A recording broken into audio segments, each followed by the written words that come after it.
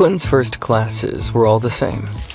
The teachers introduced themselves and got the students to do the same. They talked about what the course load would look like. They all blended together in Quinn's mind. He had more important things to worry about. Peter and Quinn avoided other students after everything they'd been through. Fortunately, no one else bothered them after their run-in with Riley's gang. Peter and Quinn headed to get dinner after their classes ended.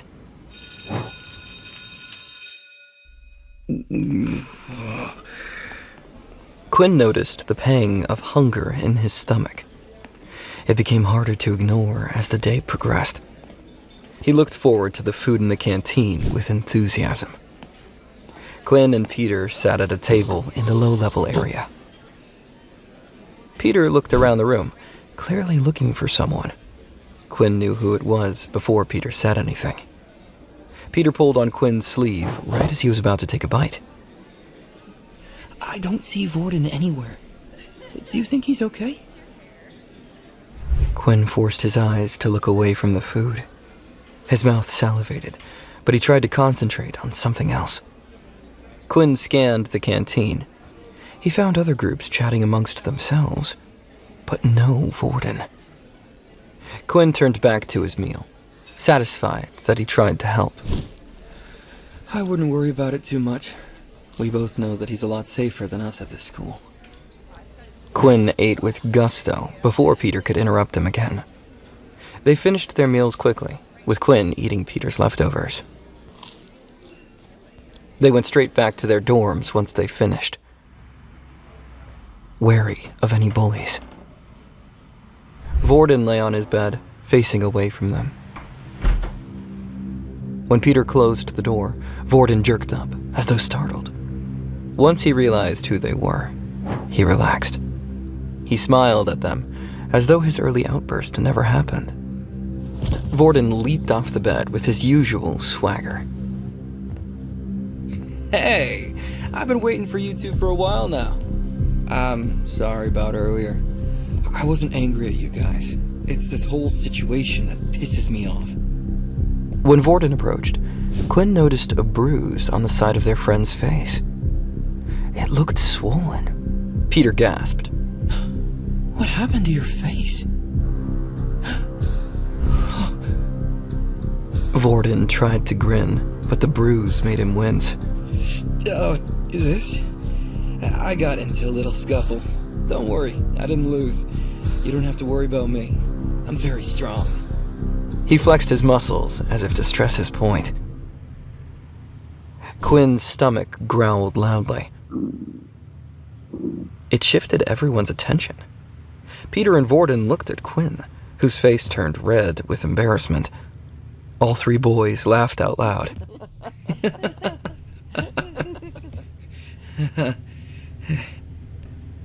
Quinn tried to regain his composure. Sorry, I guess I'm still hungry after dinner. Varden patted Quinn's back. Why don't you grab something from the convenience store? It's not too far away. Quinn looked at his watch. Disappointment replaced his embarrassment. He had no credits after his earlier encounter with Riley's gang. Varden came over and tapped his watch against Quinn's before Quinn realized what had happened. A notification appeared on his watch. Transfer of 10 credits. Successful. Varden shook his head before Quinn could say anything. Hey, don't refuse. Take it as my apology. Go grab something to eat. I don't want to hear your stomach rumbling when I'm trying to go to bed. Quinn didn't know what to say. Thanks. Quinn left Peter and Varden and rushed off to the convenience store. It was only a 20-minute walk from the school. The two guards stood at the front gate of the school at all times. Only students, teachers, and certain military personnel were allowed on the school grounds.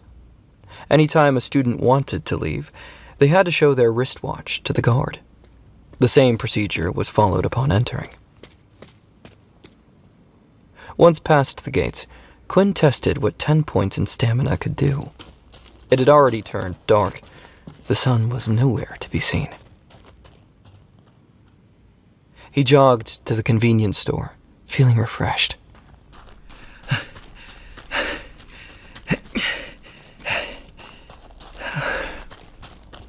Quinn ran for about 5 minutes, noting that he wasn't out of breath like he usually would be. He decided to run even faster. Quinn reached the convenience store in 7 minutes. Impressive. My body feels lighter somehow. That must be the heightened stamina working its magic. Quinn ran a kilometer in less than 5 minutes. His body had changed. Quinn thought this must be what an athlete felt like after a run. Quinn also noticed that he could see everything very clearly at night. Even when there were no streetlights, the moon made everything clear to him. This ability must come with night vision of some kind. This will definitely come in handy. Your hunger grows. Oh, come on, really? Quinn waved the notification away. I know! What do you think I'm doing?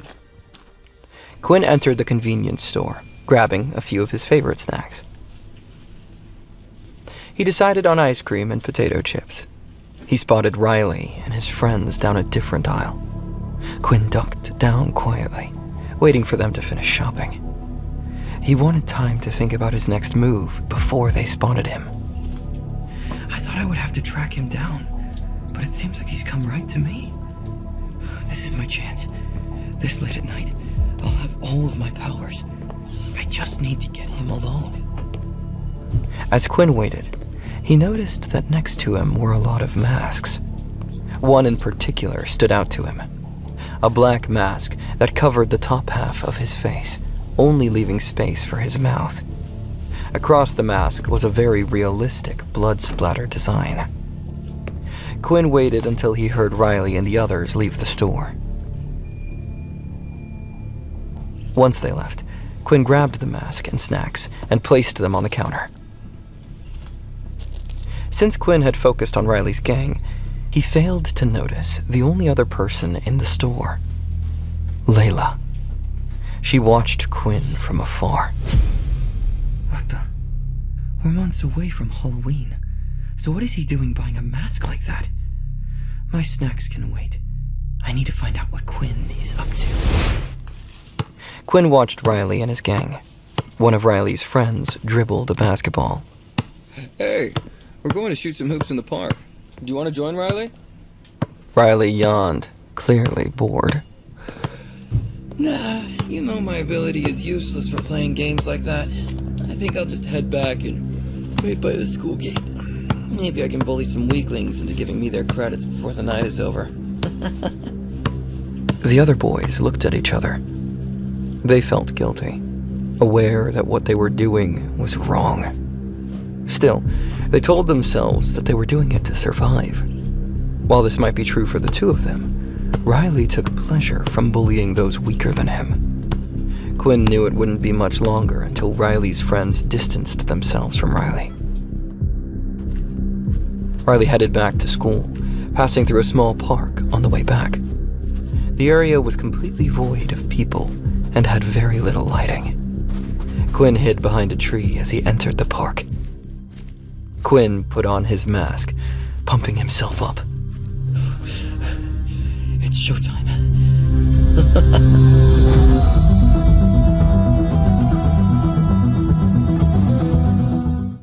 Subscribe now and start watching free episodes of the #1 fantasy show in this YouTube playlist. For the full story, click the link in the description, download the Pocket FM app, and watch all episodes of My Vampire System.